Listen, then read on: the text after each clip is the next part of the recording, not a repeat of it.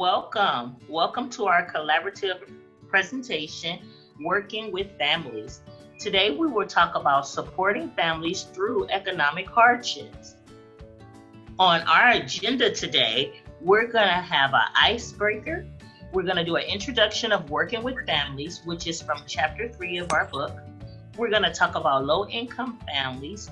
We're going to talk about statistics, working with students in poverty, family stress, self-advocacy, our reflection activity and leadership skills, and the future of ECE and reducing economic hardships. So before we get started, we're going to have a fun icebreaker. Everyone get up. Let's loosen ourselves up. We're going to do a brief song for our icebreaker. Let's get ready to dance.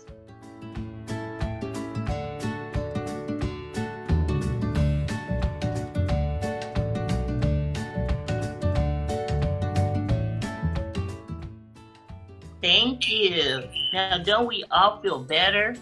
So now we're going to talk about supporting families doing hardship. Today, our professional development will prepare ECE educators to be able to recognize and advocate for children and families during difficult times and hardship. As ECC leaders, we have to recognize what our children are going through, and we need to find best practices to understand and to support them during this time. Next slide, please. So this shows us that in the United States, the percentage of children in poverty, as we can see from these results, that the most children experience poverty are children of color. To recognize and face the poverty in the United States, it is first important to distinguish between living below poverty and living in a low-income family.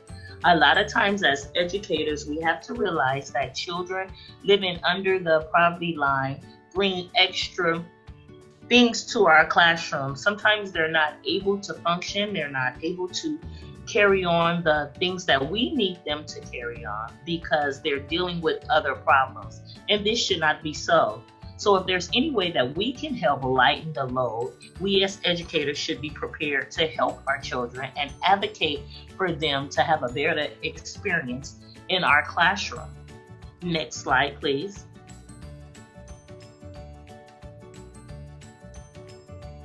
So does the percentage of children in low-income families vary by race or ethnicity?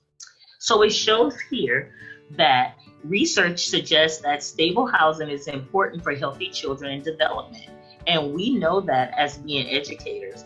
In this chart, we see that 61% of African Americans are low income. We see that 59% of Hispanic Americans are low income, and the dark blue shows the low income and the lighter blue shows poor. So out of the Hispanic Americans, that is 59% low income, we have 28% that are considered poor. For the African American, we have 34% that are considered poor. These statistics are astonishing. This should not be so. We have to create ways to help our children and our families do better economically, which will help them do better educationally. Next slide, please.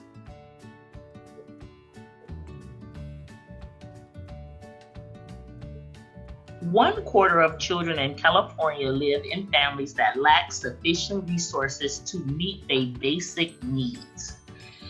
Poverty among young children is a particular critical issue.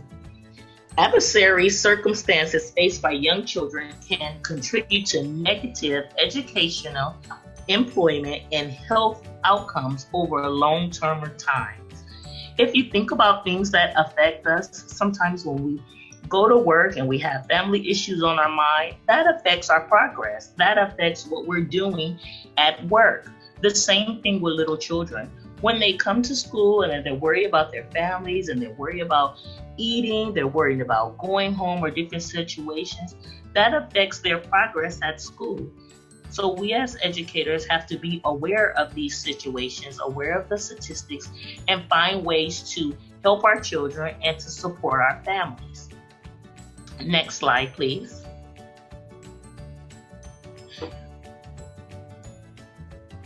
Tips to working with students in poverty from a former student of poverty. These tips were taken from our article to help teachers remember how to advocate for children during hard times, during economic hardships. The first thing we want to remember is to always be the teacher you wish you had as a child. We all have our favorite teacher that we think about and that we love and that we'll never forget. We want to keep in mind that we want to be that type of teacher for every child that comes within our reach.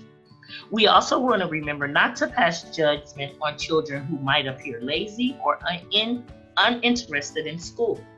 They may be dealing with home issues that impact their ability to study and stay focused during class. We also want to know our students and know our families. We don't just want to know them by name, we want to know them personally. We want them to be able to feel comfortable to coming to us if a need arises. We also want to share with students positive affirmations and stories of encouragement. Remember, these are some of the first interactions that kids have with adults, so we have to show them positivity. We have to let them know that they are wonderful. We have to tell them that they are great.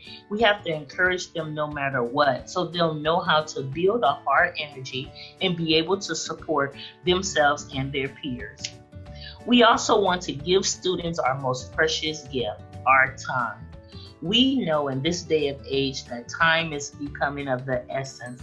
We're so busy doing this and doing that we don't have time to just stop and think. We want to seize the moment. We want to be able to offer children not only our time, we want to offer them our love, we want to give them our support. We want them to know that they are appreciated and that we need them to be around us. As teachers, we need to be aware of not only the social content in which we work, but the experience of the students that we teach. We also need to know certain influences of their interactions and their decisions in our classroom. If we're aware of our students and their parents and their culture, that makes it much easier for us to develop a relationship with our students and with our families. Then that way, when hardships come or different situations arrive, it's easier to make a connection with our families because we already know them. We've already developed a partnership with our children and our families. Now we'll have Miss Anna Martinez presenting with us, building a trusting relationship with families. Take it away, Anna. Hi, everyone. Thank you for inviting me. My name is Anna Martinez, and I'm going to help you a little bit to get to know the parents, to see when they are struggling, when they have stress, or when they're going under any economic hardship like Tara was mentioning above. So I'm going to be talking about building a trusting relationship with the families. As teachers, it's very important for us to get to know our families and their necessities. And on our book, Judy Keefe gives some tips that we can use to get to know our families. And those 4 tips are very simple. So let's go to the next slide so I can mention those tips for you guys. Tip number 1, building a trusting relationship with families and developing partnership. It is important. At the beginning of the school year, it's very important for us to get to know our parents and welcome them into our classroom, and the children also.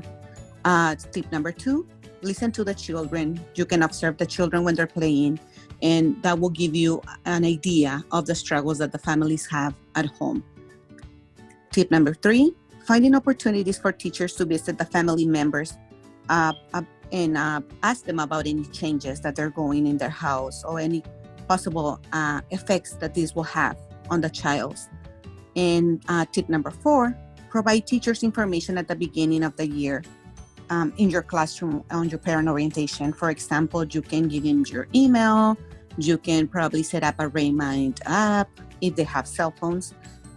You can also give them the website or your business card where it has the school number, anything that they can reach you because sometimes our parents are not able to go to school. Sometimes they send babysitters, but sometimes they want to get to reach you and they can't.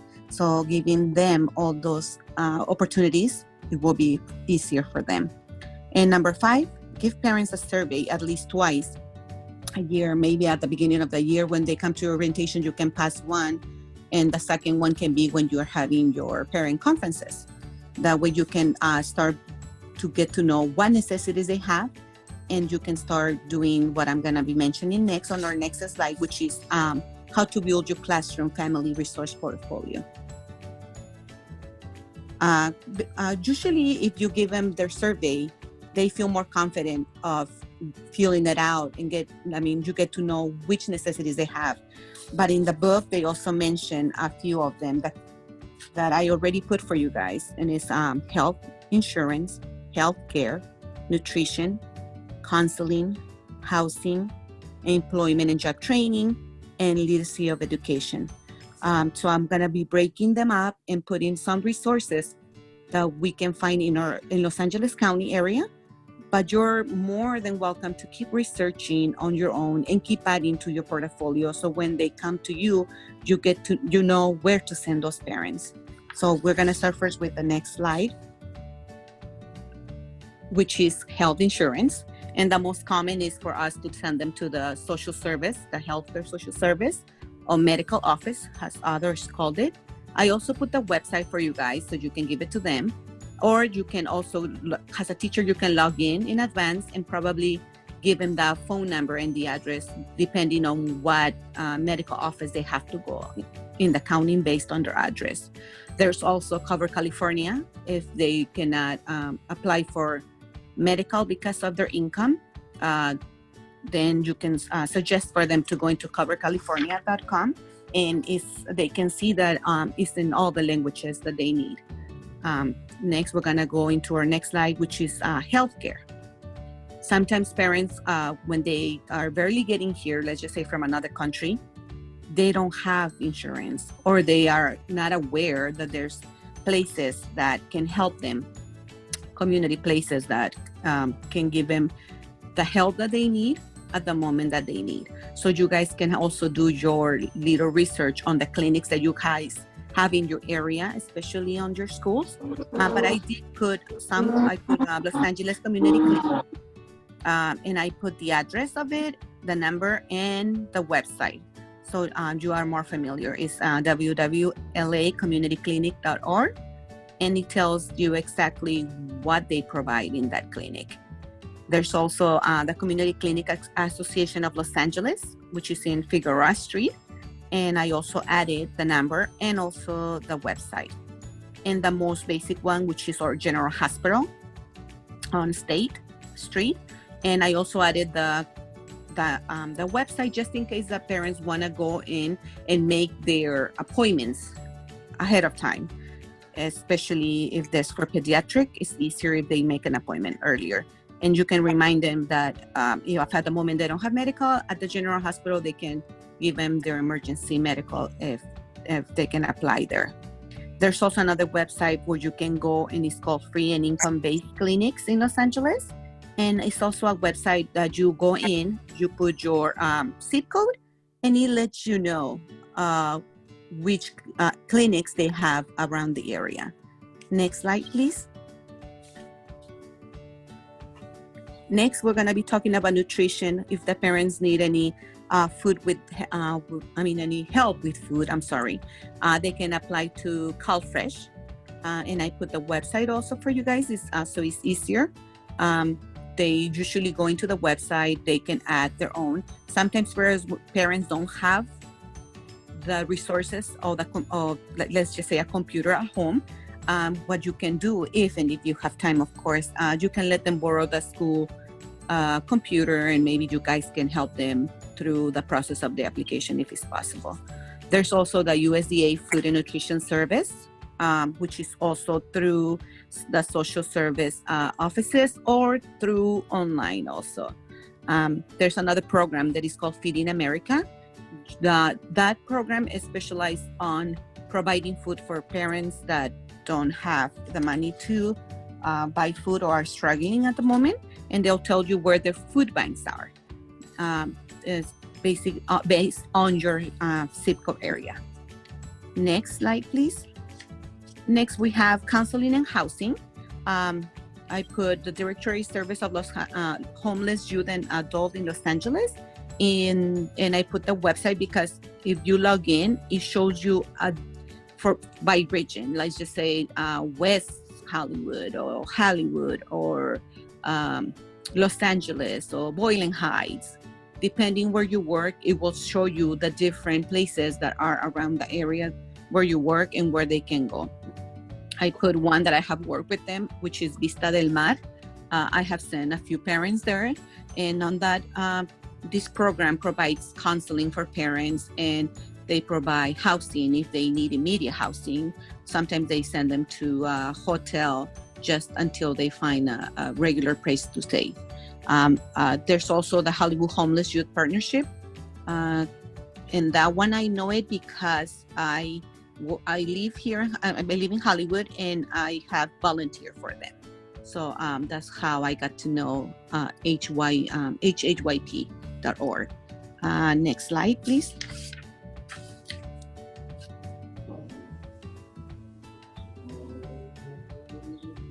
Next, we're going to be talking about employment or job training where parents can go. Sometimes the parents will come to you and tell you that they need training or they don't have a job. So you can tell them that there's places where they can go. PACE is an Specification Consortium of Employment. That's an office that is located on Wilshire on Koreatown. But they do provide help in different languages, English, Spanish, Korean. And they help the parents work on their own resume and give them training. Let's just say if they want to work in a restaurant, or they want to work in construction, or they want to work sewing, all those they have a lot of trainings there for them to do that. There's also the Community Career Development, which is also actually located on the Los Angeles area. And there's the website, so you can log in and you can find the exact address where there is located.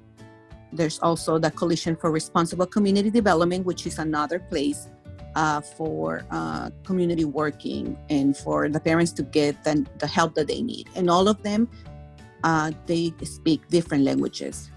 Next, please.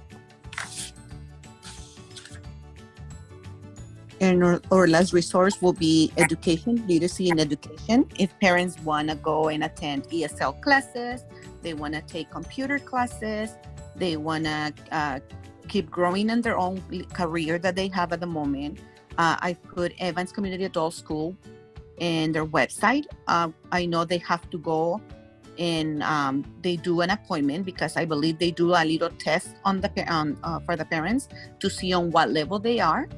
And then they place them on the right ESL classes. There's also Los Angeles Technology Center. I put the website for them also for you guys to kind of get to know the center and the help that they get for the parents. And they also have the LACC non-credit adult education program where they can go and work either on ESL or they want to keep working on their GED. Or if they want to continue working on taking other classes like decorating cakes, things like that. They're more affordable and they still are based on the community. Next, if you have any questions, you're more than welcome to ask. I didn't put my number actually, but I can add it to it. If you need any help in any way, I don't mind helping you finding more resources to keep working on your portfolio. Is very important sometimes to have it at hand in your classroom, and just in case the parents send you an email or a remind up message or just a phone call asking you for any resources. That way you can be ready to give it to them. And next we have Jacqueline. She's gonna be taking over. Thank you, Ana and Tara, so far for all the information you've provided. So I will be talking about guiding self-advocacy. So as we have discussed the importance and relevance of economic hardship families we serve oftentimes face, As educators, we have to be empathetic and kind to the families to help them improve their situation. Although challenging, families have to understand their situation and not let it define their value. For this, we have to provide parents the tools and information that will help them become advocates for their own families. And we will talk about how educators can do just that. So I will be playing this YouTube video I found. This is about Peng's story and how she became an advocate for her family.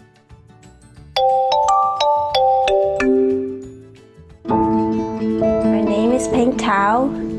My parents came from Laos and they were refugees. And I was born in the refugee camps in Thailand, and we came to the United States when I was 3. I have four children, all boys, and their names are Sakai, Kinchin, Alex, and Maximus. My husband's cousin, Mai, she introduced me to Think Small, and she actually asked myself, my stepmom, and my sister-in-law if we wanted to participate in one of the workshops. And after I took that workshop, the Parent Empowerment and Action workshop, and that really made me realize that it's really important for me to help my kids for early childhood education and get them ready to go to school and child development and getting my kids ready to go to school as a whole child. And then I wanted to be more engaged with my kids in their education, and also I wanted to tell other parents about what I learned with Think Small. So after I took that workshop, I actually took the Train the Trainer workshop, and then I was involved with being a Hmong coach to help coach other Hmong parents in the workshops that Think Small had. My biggest fears for my children is that they're not going to be happy being who they are and be comfortable at who they are. And I want them to have the self-confidence, and I want them to be confident when they read. I want them to be confident when they talk to their peers, and that's my biggest fear, that they won't be able to continue with their goals and their dreams because of self-confidence.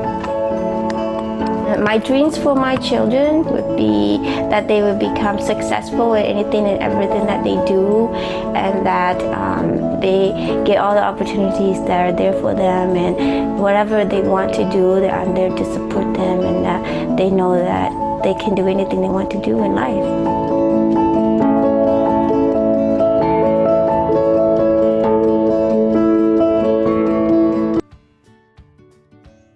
Okay, so that's Peng's story.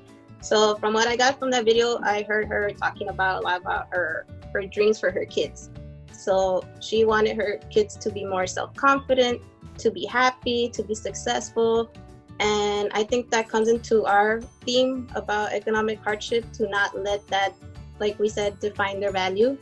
That even though they're going through challenging times, that in the end, if we're providing the tools for them to better themselves, then hopefully the kids will be able to reach that level of success the parents want.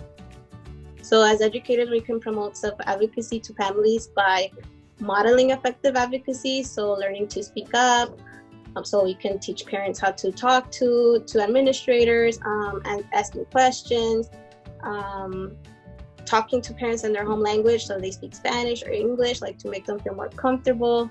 We can also coach parents to access the resources, either through online or in person. Also having parents get familiar with policies and procedures, and to make them realize that they are an integral part to the program or to the school. So for them to know that their rights, they have rights in the school system, and that they can use their voice to voice their opinions, to share what they know. And also, like as we talked about earlier about counseling, discussing self-care, because that I know that many families go through a lot of stress and worried about not having enough money to provide for their families, not having enough food for all the kids, or not having a job. So all those things are very stressful. I know that myself, I went through a couple of years of financial stress where I was always stressed out. I was always worried. I didn't know like if I was gonna end up losing my job or helping my family and my home. So discussing self-care would be very important with all parents. Encouraging parents to attend parent meetings, parent workshops, to stay up to date on school issues, and just to remind them to be proactive. So next we have an activity that you guys can do, educators can do with families if possible. So here are some leadership skills. So, and part of being an advocate is trying to show those leadership skills to be able to talk and to have conversations with others. So here are some traits of a leader, and then you can explain to parents how the ways they use that skill, that particular skill at the moment, and what they want to do to strengthen their skill. So also we can help parents advise to set a budget. I know that also helped me and not feeling too stressed out about things. So knowing where my money is going, how I'm spending it, what I'm spending it on. So I think that setting a budget will be particularly beneficial for many families. Sharing their life experience with other families. So other families might be coming from different countries, so they might have a different sense of what finances mean, or who's taking care of the home and things like that. Keeping a record of communication. So like Anna previously mentioned about the portfolio, so then parents can also keep their own little portfolio of like communication with the teachers or staff members that have helped them seek resources and that they can go through whenever they need it. Another important thing is for teachers or parents to talk to children about finances early on to develop appropriate money values. So I think this is important for children to learn to appreciate like what they're spending the money on, and to not like value materialistic things, and to actually understand how money is used. And then later on, when they're grown up, then they can manage their finances better too. Also making a shopping list when you're going to the store to avoid spending. So knowing what you're going to go buy when you're at the grocery store will help parents stay on that budget that we talked about earlier. And if they haven't done so, then they can go to the PSS, the LA County, where they can apply for different programs. As stated earlier, CalFresh, SNAP, so different type of monetary assistance. So what can we do in order to reduce economic hardship and ECE? So in order for families to thrive in an ECE program and reach financial stability, there are actions we need to take to help families be successful in and out of an ECE program. So I think that for our future and our field, then we will need extra funding. So that extra funding will go to paying staff better, hiring better qualified staff that maybe have a background in housing and finances to kind of help parents like understand budget and staying on task with those things.